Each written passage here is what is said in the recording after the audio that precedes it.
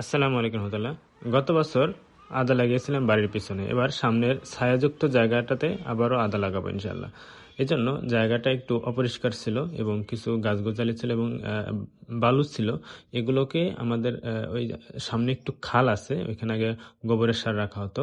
তো এখন ওই খালটাকে একটু ভরাট করতে হবে। তো এখানে বালা ছিল, বালুগুলো আমি ওই গর্তের মধ্যে নিয়ে যাচ্ছিলাম।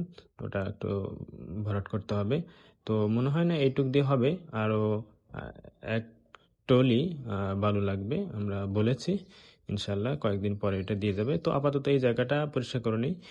একটু জায়গাটা ছোট ছিল, জায়গাটাকে একটু বড় করে নিলাম।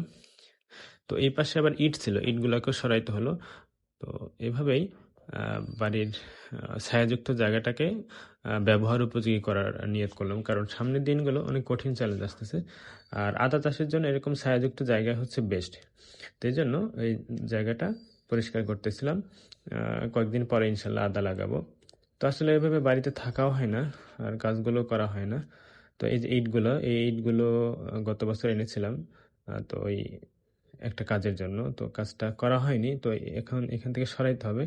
তো এইখানে একটা দরজা আছে, এই দরজাটা সিঁড়ি দেওয়া হয়নি। তো ভাবলাম তো ইটগুলো একটু কাজে লাগাই, ওইখানে একটু সিঁড়ি দিয়ে দিই।